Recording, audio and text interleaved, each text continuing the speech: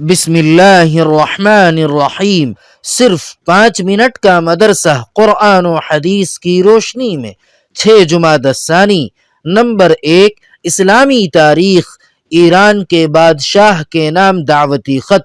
رسول اللہ صلی اللہ علیہ وسلم نے حضرت عبداللہ بن حذیفہ رضی اللہ تعالی عنہ کو دعوتی خط لے کر شاہ ایران خسرو پرویز کے پاس بھیجا، جس کا مضمون یہ تھا: بسم اللہ الرحمن الرحیم، اللہ کے رسول محمد صلی اللہ علیہ وسلم کی طرف سے فارس کے بادشاہ کسریٰ کے نام، اس پر سلامتی ہو جو ہدایت کی پیروی کرے، اللہ اور اس کے رسولوں پر ایمان لائے اور گواہی دے کہ اللہ کے سوا کوئی معبود نہیں، وہ اکیلا ہے، اس کا کوئی شریک نہیں، اور محمد صلی اللہ علیہ وسلم اللہ کے بندے اور اس کے رسول ہیں۔ میں تمہیں اللہ کے پیغام کی دعوت دیتا ہوں۔ میں تمام لوگوں کی طرف اللہ کا رسول بنا کر بھیجا گیا ہوں تاکہ جو شخص زندہ رہے اسے برے انجام سے ڈراؤں اور کافروں پر حق بات ثابت ہو جائے۔ اسلام قبول کر لو، سلامت رہو گے،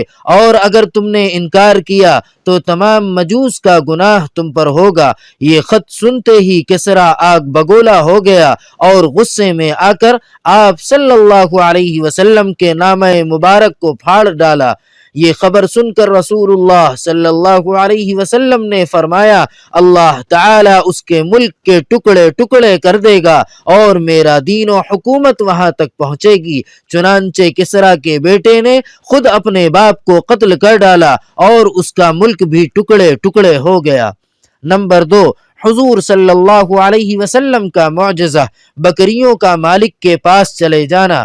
خیبر میں آپ صلی اللہ علیہ وسلم ایک قلعے کا محاصرہ کیے ہوئے تھے، اتنے میں ایک بکریاں چرانے والا آیا اور اسلام قبول کر لیا، اور پھر کہنے لگا: یا رسول اللہ، ان بکریوں کو میں کیا کروں؟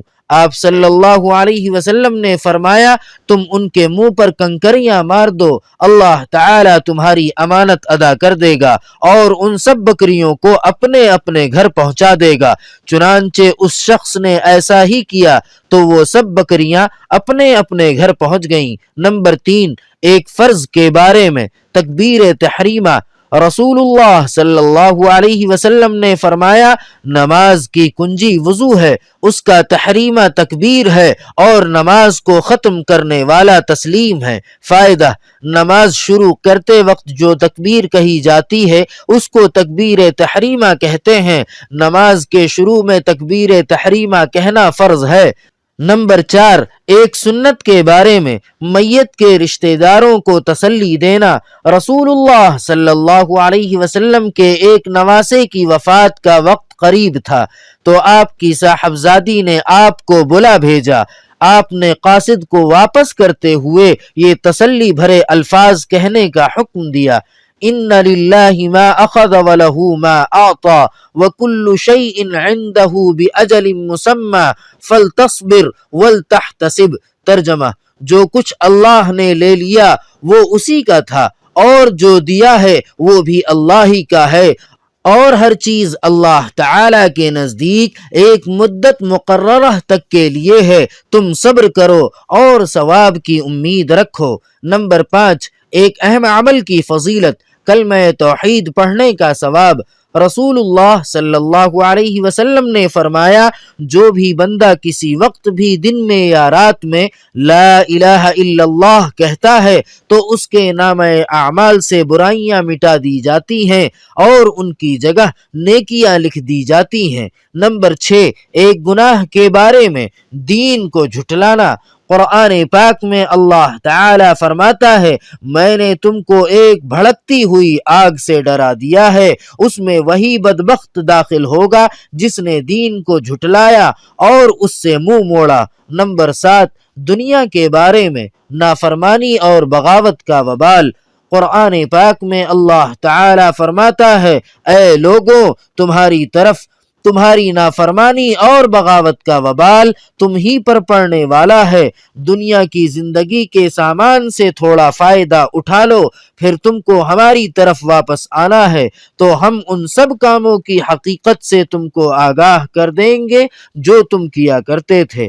نمبر 8، آخرت کے بارے میں جنت کا بازار، رسول اللہ صلی اللہ علیہ وسلم نے فرمایا جنت میں ایک بازار ہے جس میں خرید و فروخت نہیں ہے، اس میں صرف مرد اور عورتوں کی صورتیں ہیں، ان کو دیکھ کر جب آدمی کسی شکل کی تمنا کرے گا کہ میں بھی اس جیسا ہوتا تو اس کی شکل ویسی ہی ہو جائے گی۔ نمبر 9، طب نبوی سے علاج، زکام کا فوری علاج نہ کیا جائے۔